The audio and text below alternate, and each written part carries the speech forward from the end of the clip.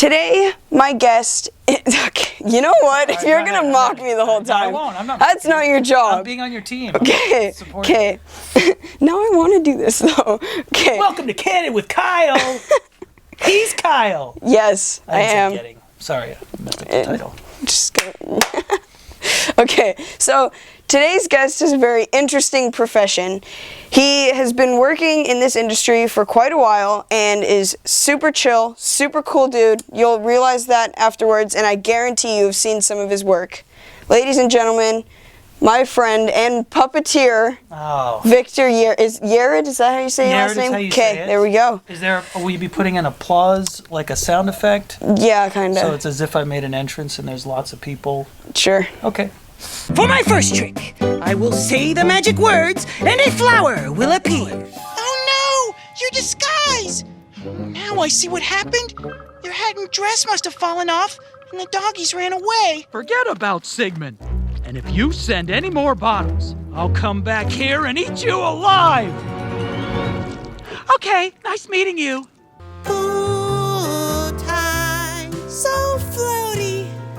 Pool time. I finished my sandwich. That's great. All right, so you're going to keep her occupied. Now I'm supposed to get pudding. I am singing the quiet song. Okay, Tardy, you know what? Really hate to do this, Tardy, but...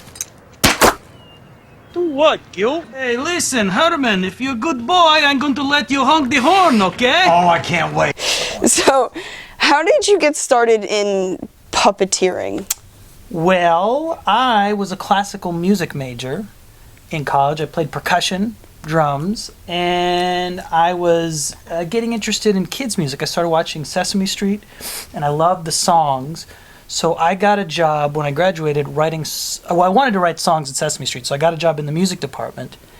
And when I was there, it was the first time I saw puppets and puppeteers, and it seemed like a cool, fun thing to do, so I started trying it and just kind of fell into it. Puppeteers are always either people that just fell into it, like an actor like myself, or people that have played with dolls since they were little and always wanted to do puppets and be like Jim Henson. I was not one of those people, but it's usually about half and half, I find. Okay, so, but why puppets of all things? Because there are different ways that you could do that sort of thing, but why puppets specifically? I was a lonely person, Kyle, and you know, when you don't, here's the thing, puppets will play with you even when no one else will. So were my only friends, and it was a dark period in my life, Kyle. I was troubled, and it seemed like the way out. It turns out it was not the way out. I don't know. That's a good question. I don't know if I should laugh my face off or cry. Most people cry when you tell them you're a puppeteer, so I think that's a natural response. I don't know. It's just another way to perform, you know? Honestly, music, acting, puppeteering, to me it's all the same thing. It's just different mediums. You're acting through your hand. You're kind of putting the performance that you would as an actor just into one part of your body. And, you know, when we puppeteer, we're watching everything on the monitor. So if you kind of buy into that world, the world of the puppet, you do all the same things that you would, you know, acting. You're making choices as, you know, your character and learning lines and everything else. But so it's just another way to perform, really. Okay. And I was super lonely. That's the... Okay, yeah. well, that's a... Okay. Yeah. Anyways. There are a lot of awkward pauses generally on Getting Candid with Kyle. Yeah, it's an awkward thing.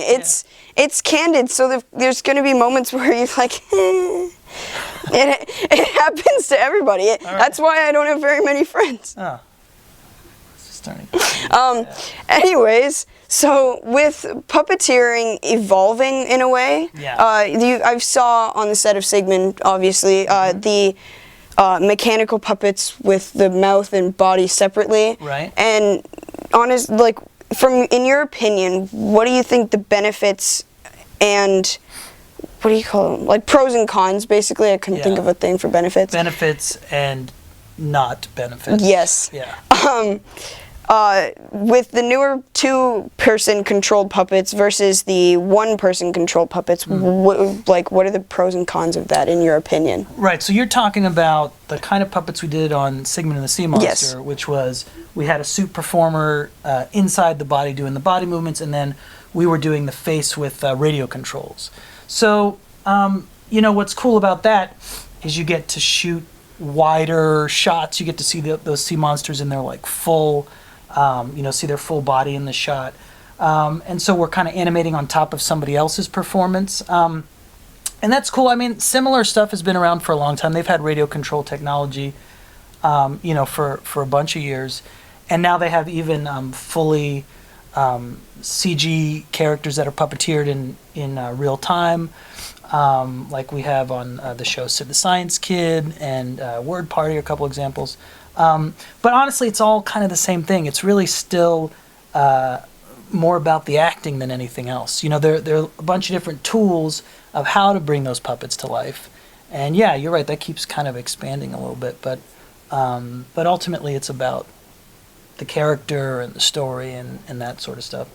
One of the cool things about having these new controls and digital controls and different ways we move the puppet is you can add more life in the face of the puppet, with adding eye blinks and different mouth movements. It gives it even a little more human look to it, I guess. Yeah. So that's another fun thing on top, I guess. Yeah.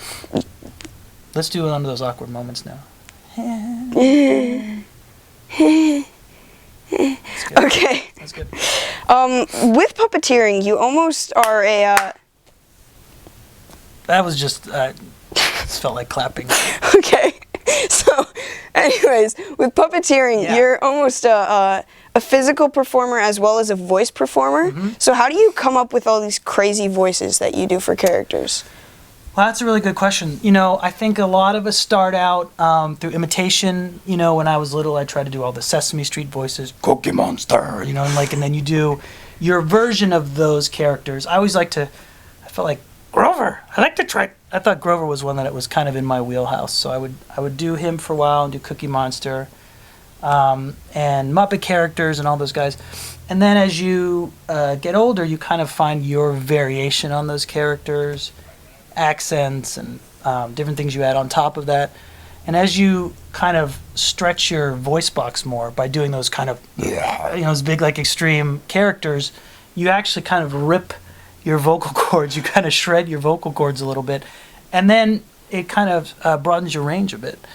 So as you get older, you kind of are able to do more voices and have a bigger range. But that's just kind of the physical part of it, As far as the, trying to decide what a character sounds like, a lot of times I think that's informed by the look of the puppet, just like you would for animation, right? You see, animation sell the character and you kind of, something jumps in your mind of what they talk like. And the writers on any project will give you descriptions of what they think it sounds like. And a lot of the times, you're just trying to execute somebody else's vision and trying to find a voice that they like. But then sometimes, like on the show we worked on, Sigmund, I tried to go very against type because Slurp was the biggest of the sea monsters. And I think the description was he had like a big, boomy, intimidating voice. Yeah. If you remember, he was not big and boomy, intimidating. No. Can you do what Slurp's voice sounded like? Oh. You do it better than me. No, well, you did it in the first place, so nobody can do it better than you. What was his line that he said? Say something about the cardboard he ate. Oh, yeah. He ate some pizza. Yeah. Cardboardy. Yeah. Kids like to sing a line. He always says, "I'm lazy and I don't want to." I thought it was funny to have like a big guy with a little voice, So some of it's just playing around and finding what works, Yeah. What's your favorite voice that you've done? That I've done. Yeah. I honestly, all my shows started out as just my regular voice, Yeah. like all the voice shows that I do. So, What's your favorite of my voices? oh, Slurp. Slurp's so is many. it's so good. It's just it's I don't even know what made funny. you think of that. That's great that you admire me so much. Okay. Okay. Okay. Do you think puppets will ever be replaced by CGI? And if so, would you want that to become a thing, or do you prefer physically having the puppets? It's interesting because there is a lot of crossover nowadays where you're doing puppets that have CGI animation on top of it, or sometimes we're animating puppet characters that are fully CG. But honestly, I don't think you'll ever replace it because there's a look to puppets. There's a look to humans, right? When a human walks, they have a certain weight and gravity and everything. And then puppets have this kind of weird sort of their own gravity where you're making this fake walk, by bouncing your arm up and down. And you can't really duplicate that with humans or with CG. So I think CG has a place and can do really amazing creatures and things, full body, like in the Star Wars movies and Harry Potter movies that you couldn't do. Like the classic one that people always talk about is Yoda, his lightsaber battle. I don't know if it was at the first or second. Yeah, I know which one you're talking about. Not Phantom Menace. I think it was the second one. Yeah. Wasn't it? And you couldn't do that. You couldn't do that elaborate of a battle without going CG, right? But then the most recent one, Yoda and the Last Jedi, they went back to having him as a puppet. Yeah, I thought that was cool. Because there's a certain connection when you have a puppet in a physical space talking to a human. There's a certain reality to that. Yeah. And a real background and real people. And I don't think you can ever really replace that. I don't think you can ever really replace the that weird puppet, movement I was talking about. But honestly, I love CG. I mean, I think there's place for all of it. And I think the more we kind of expand and cross over and find new techniques to storytelling, the better. Yeah. That was really good. That's a soundbite. You should pull that out, and that should be how you promote this show. That's not a bad idea. That was super bright. Yeah. I said that. I don't think I could say that again if I tried. Okay. Is it weird to give myself props in the middle of the interview? No, well, it's different. And that's the whole reason. I love that. As you said, there's a place for everything. I love your honesty.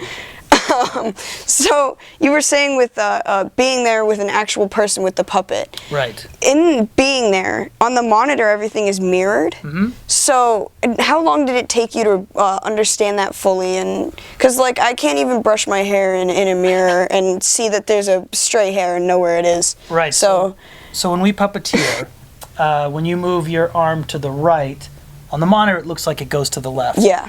And it's a little disorienting, but honestly, you practice that for, you kind of get the hang of it in a couple of months, but then it doesn't really become ingrained and second nature to you until, I don't know, maybe a year. It honestly depends how much you're doing it. But if you get on a series and you're working regularly, for 4 months, 6 months, then it starts to become you don't even think about it anymore. Oh, that was the end of your. Yeah. Oh, okay. Okay. Talking. Because you just cut yourself off there. Yeah, I felt like I was done. It was. Talking. Wow. Talking's hard. It is. Do you ever make your own puppets? I do not. I'm not a puppet builder. I admire people that build puppets because it's a really incredible skill set that they have. But I rely on the kindness of others for my puppeteering. Other people make the puppets. Okay. Yeah, I have zero talent for puppet building. Would you ever try though? Have you tried? I try.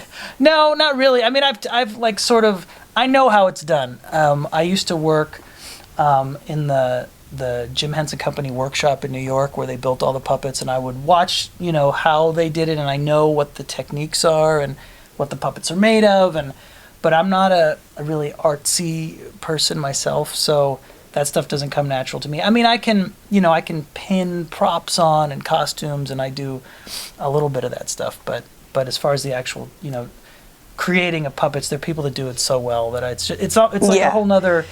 To me, it's almost the same thing as would you try being a doctor? And I was like, I could if I really wanted to be a doctor, but it's a whole different set of tools. Yeah, it's same field, different position kind of thing. Exactly. It's like the difference between a midfielder and a goalie.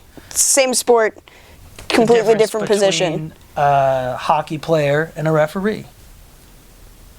Fireman. There's a bigger difference there, but it is still the same. fireman and a teacher,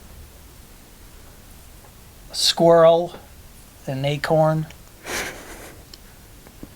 It's like the difference between lasagna and not lasagna.